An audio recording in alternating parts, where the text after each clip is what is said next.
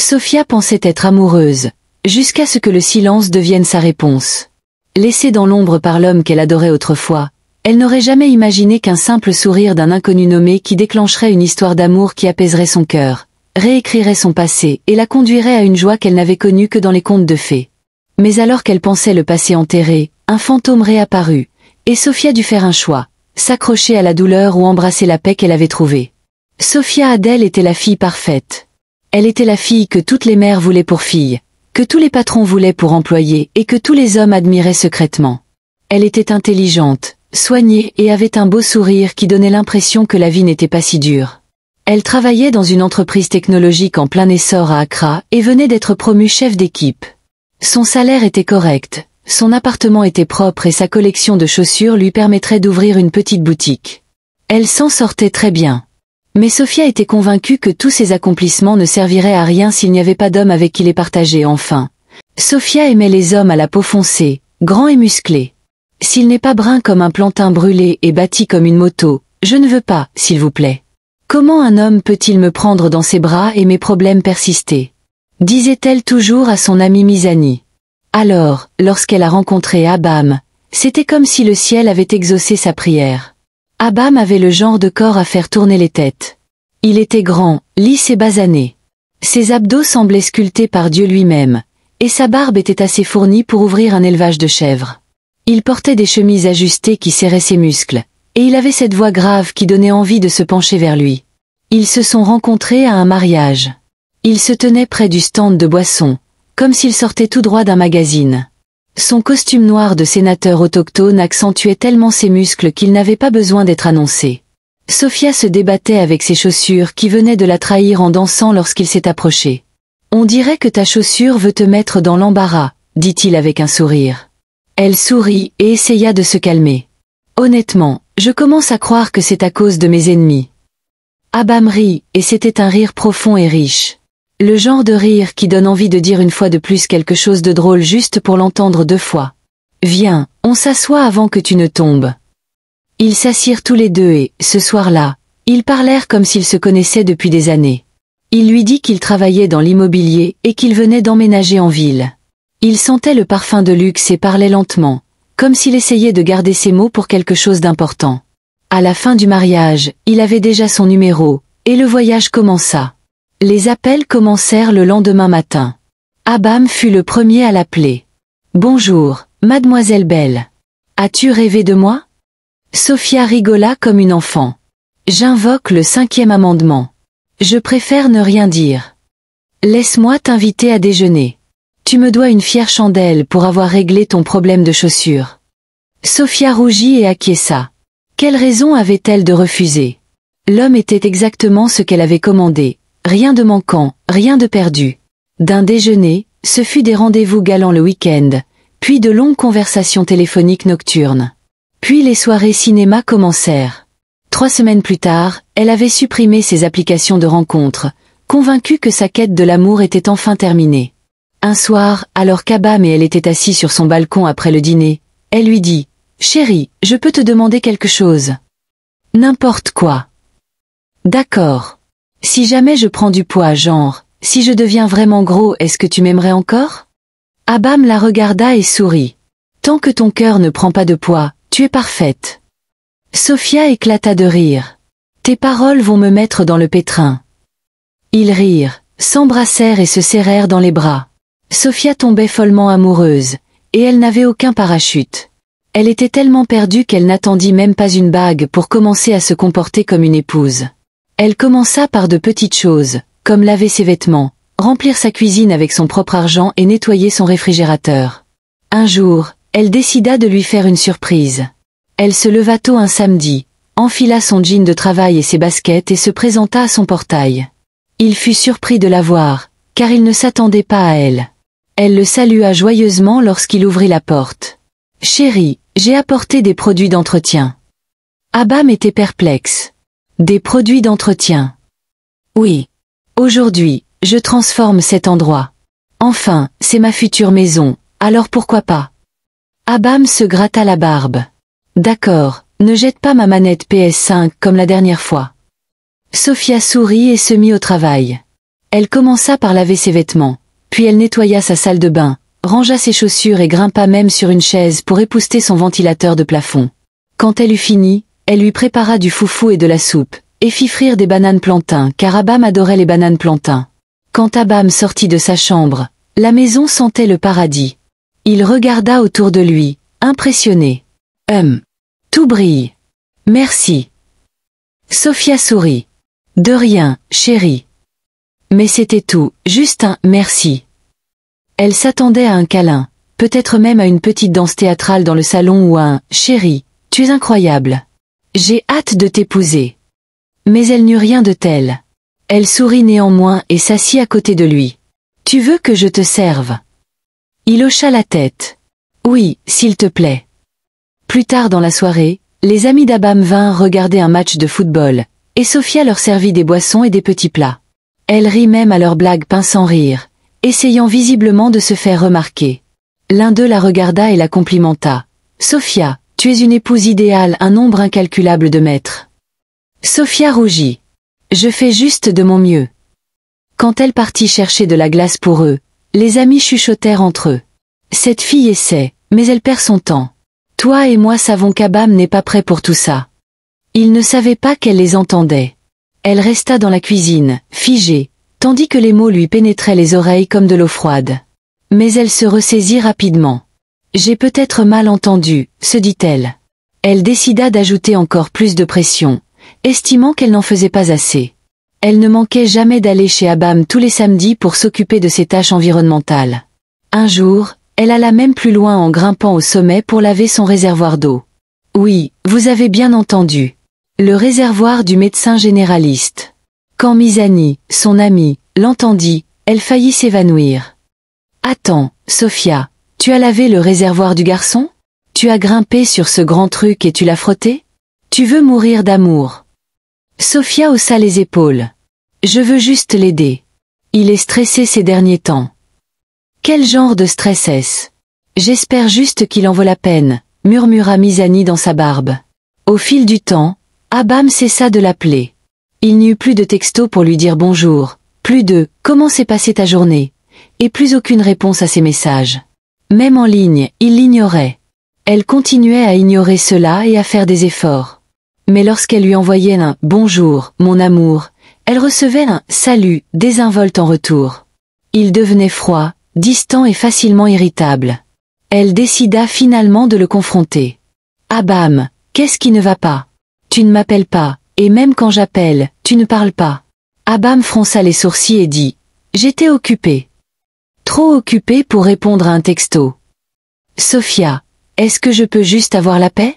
Tu es trop collante. » Sophia resta là, à le regarder, choquée. « Mais je suis ta petite amie, » dit-elle. « Exactement. Tu es juste ma petite amie. Je ne t'appartiens pas, Sophia. Arrête de te comporter comme ma mère, » lança-t-il sèchement. Ces mots la brisèrent. Elle quitta la maison en pleurs et ne dormit pas de la nuit. Son oreiller était trempé de larmes. Le lendemain matin, elle alla travailler, l'air d'un moi à moitié fini, molle et fatiguée.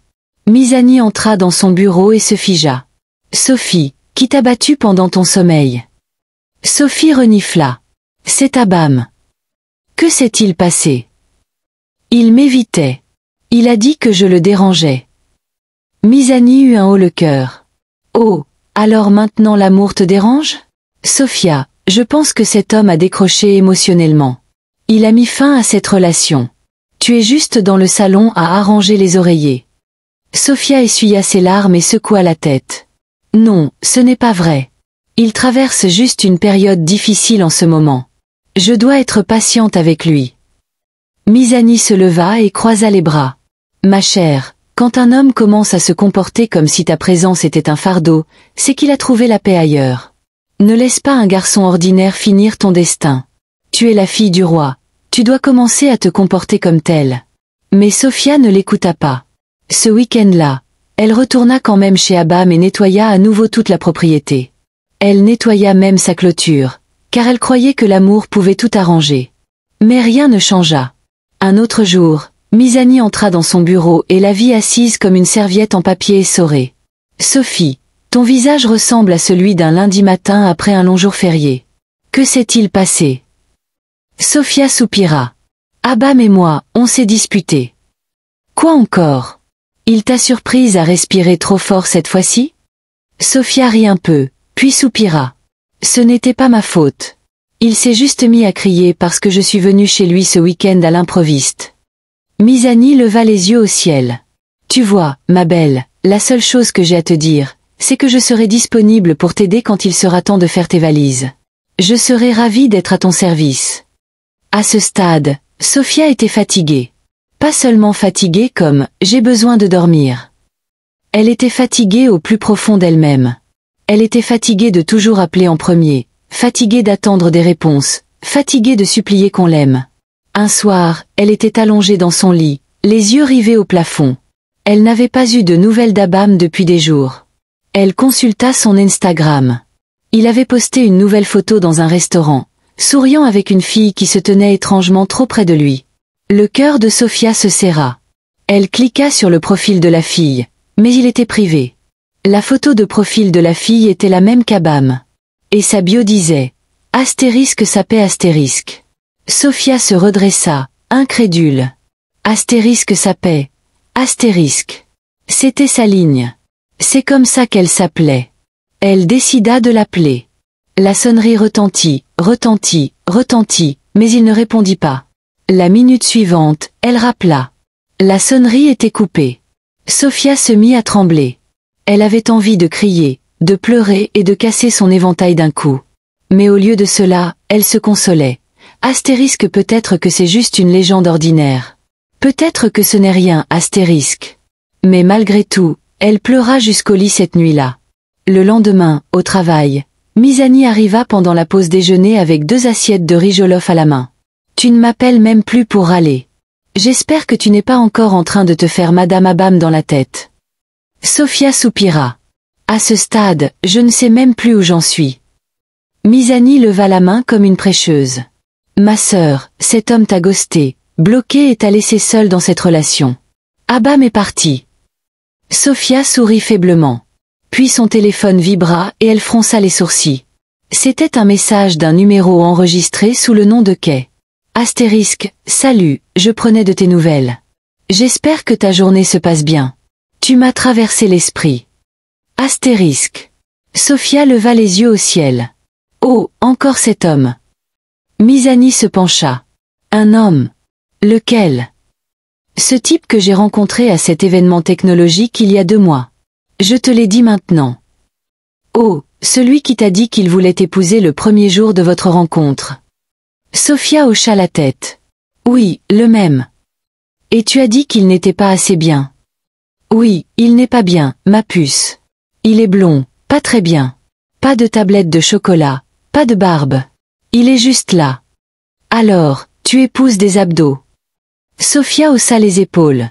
Ce n'est tout simplement pas mon genre. Misani prit son téléphone et lut les messages. Oh, attends, cet homme est poli, il a été constant et il est disponible. Que cherches-tu d'autre? Sophia fronça les sourcils. Il n'est pas romantique. Qu'est-ce que tu veux dire? La première chose qu'il m'a dite, c'est « Je veux t'épouser ». Ça n'a plus rien de romantique. C'est démodé et effrayant. Il aurait au moins dû dire « Je peux te connaître mieux ». Ou « Salut, ma belle ». Misani éclata de rire. Et les femmes, qu'est-ce qu'on veut exactement? C'est pas ce que vous avez demandé en mariage? Ça fait combien de temps que vous suppliez Abam de vous épouser? Sophia fronça les sourcils. Oui, je veux me marier, mais pas comme ça. Pas avec lui. Ce n'est pas mon genre.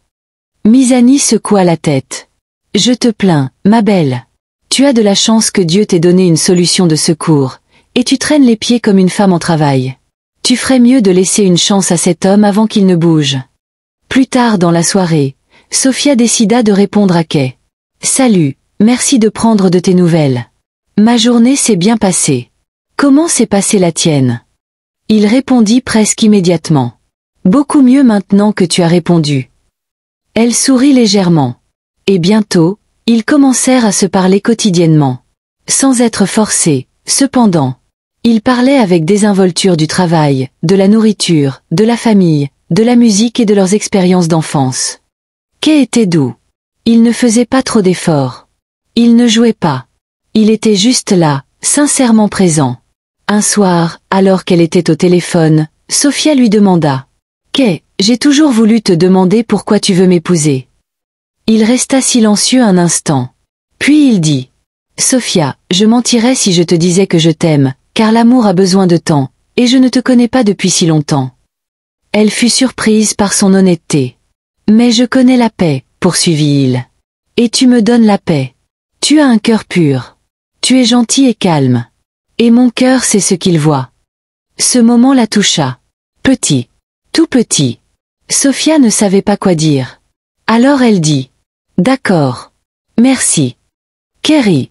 Tu n'as pas à me dire quoi que ce soit, ne me fuis pas. » Sophia sourit, mais elle continua d'esquiver ses appels, de le poster, de mentir en disant qu'elle était occupée et même de lui dire qu'elle avait un petit ami juste pour le faire fuir.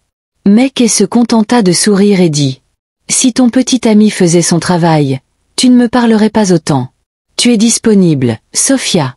Ton cœur est libre. » Et elle savait qu'il avait raison. Petit à petit, elle commença à se détendre. Et 2 mois plus tard, Sophia et Kay étaient les meilleurs amis du monde. Ils se parlaient tous les jours. Il lui envoyait son déjeuner au bureau et l'aidait chaque fois qu'elle avait besoin d'une aide virile. Il lui offrit aussi un livre touchant intitulé Astérisque l'amour ne devrait pas faire mal astérisque et lui fit la surprise un jour de son plat préféré. C'est délicieux, dit-elle en se léchant les doigts. Kay sourit. J'ai regardé 5 vidéos YouTube pour y parvenir. J'ai failli mettre le feu à ma cuisine. Elle rit. Tu n'es pas aussi ennuyeuse que je le pensais. Kay haussa un sourcil. Waouh, merci, je crois. 6 mois plus tard, Kay demanda officiellement Sophia en mariage. Bien qu'il lui ait déjà fait part de ses intentions, il organisa une petite soirée romantique dans un salon privé. Et lorsque Sophia le vit à genoux ce soir-là, elle oublia ses abdos et sa barbe et regarda droit dans son cœur. Sans hésiter, elle cria « Oui !» et accepta la bague. Ce soir-là, Sophia continua de sourire comme une adolescente amoureuse. Elle n'arrivait pas à croire qu'en quelques mois seulement, elle était passée du statut de petite amie désespérée à celui de fiancée sincère et bien traitée. Elle se souvint d'Abba Americana. Elle n'avait pas officiellement rompu avec lui depuis qu'il l'avait ghosté pendant des mois, mais elle espérait qu'il resterait à jamais dans son clan secret. Puis, un jeudi soir, juste après avoir fini de regarder une série Netflix avec Mizani chez elle, elle reçut un SMS d'Abam qui disait « Astérisque, j'ai pensé à toi. On peut parler ?» Astérisque. Le cœur de Sophia fit un bond. Elle ne répondit pas. 2 minutes plus tard, il l'appela. Elle décrocha. « Allô ?» La voix d'Abam était plus douce que d'habitude. Elle demanda franchement. « Abam, que veux-tu ?» « Sophia, je sais que j'ai fait une erreur. Je suis désolée. J'étais juste perdue. Mais tu me manques. Vraiment. » Sophia se redressa lentement. « Je croyais que tu en avais fini avec moi. » « Non, pourquoi ? Je traversais juste une période difficile. Mais c'est fini maintenant. S'il te plaît, rencontrons-nous et parlons. » Sophia resta silencieuse. Puis une voix hurla en arrière-plan. « Sophia, quand est-ce que Kay et toi vous mariez ? Je ne veux pas que tu portes cette bague éternellement. » Abam marqua une pause. Qui était-ce ?